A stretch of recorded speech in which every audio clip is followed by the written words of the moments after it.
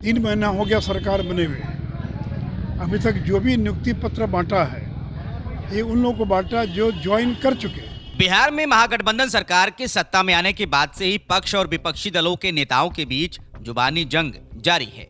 अब ये लड़ाई अदालत पहुंच गई है। पूर्व डिप्टी सीएम और बीजेपी सांसद सुशील मोदी ने नीतीश सरकार में आरजेडी कोटे से मंत्री रामानंद यादव पर मानहानि का मुकदमा दर्ज कराया है। सुशील मोदी की तरफ से कहा गया है कि मंत्री रामानंद ने उन पर झूठे आरोप लगाकर उनकी छवि खराब करने की कोशिश की।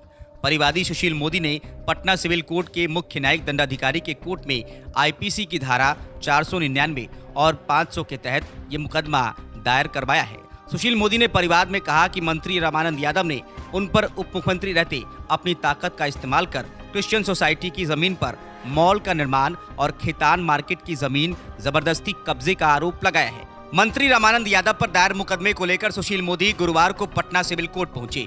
इस दौरान उन्होंने मीडिया से बात करते हुए महागठबंधन सरकार पर जमकर निशाना साधा। ऐसा ना कि ये तो बहुत आश्चर्य लगा कि जन्मदिन पर भी केवल 150 लोगों को पुराना नियुक्ति पत्र बांट पाए।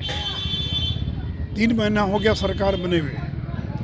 अभी तक जो भी नियुक्ति पत्र बांटा है ये उन लोगों को बांटा जो ज्वाइन कर चुके हैं, जिनका विज्ञापन निकला हम लोग के समय में, जिनकी परीक्षा हुई हम लोग के समय में, परिणाम निकला, नियुक्ति पत्र मिल गया, लोग ज्वाइन कर लिए, उन्हीं लोगों का दोबारा नियुक्ति पत्र बांट रहे हैं। अगर हिम्मत है तो इन्होंने घोषणा की थी कि 5.5 लाख नई नियुक्तियां करेंगे।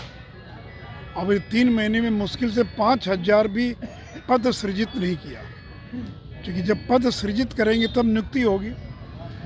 और कभी 100 कभी 50, इसमें तो 25 साल में भी ये 5 लाख पूरा नहीं कर पाए। तो इसलिए ये लोगों को धोखा दे रहे हैं। ये बताएं कि ये सारी नियुक्तियां हम लोग के समय की थी कि इनके समय है कि समय की है। और ये सारे लोग तो ज्वाइन कर चुके, उनको नियुक्ति पत्र मिल चुका, उनको दोबारा नियुक्ति पत्र बांटने का कोई औचित्य नहीं था।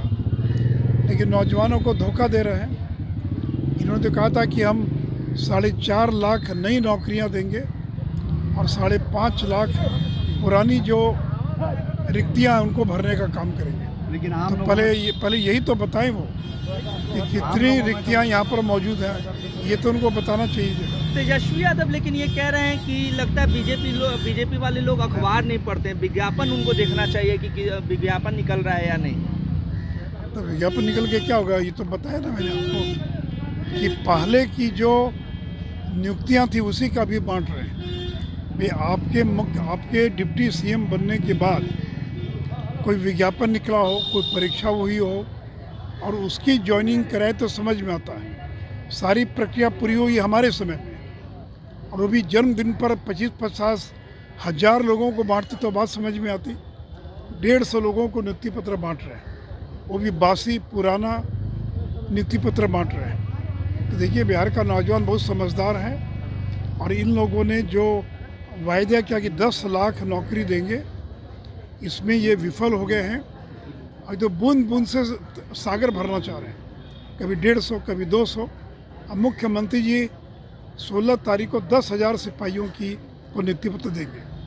ये भी सारी नियुक्ति हम लोग के समय में हो चुकी है, केवल नियुक्ति पत्र बांटने का काम करेंगे। तो इसीलिए बिहार की जनता बहुत जागरूक है, उनको मालूम है कि ये लोग जो वायदा कर रहे हैं वो उस वायदे को कभी पूरा नहीं कर पाएंगे। आज आप पर सवाल उठा रहे और कह रहे हैं इतना बीजेपी को लेकर कहते, जरा बता दें बीजेपी की उत्पत्ति कब हुई है।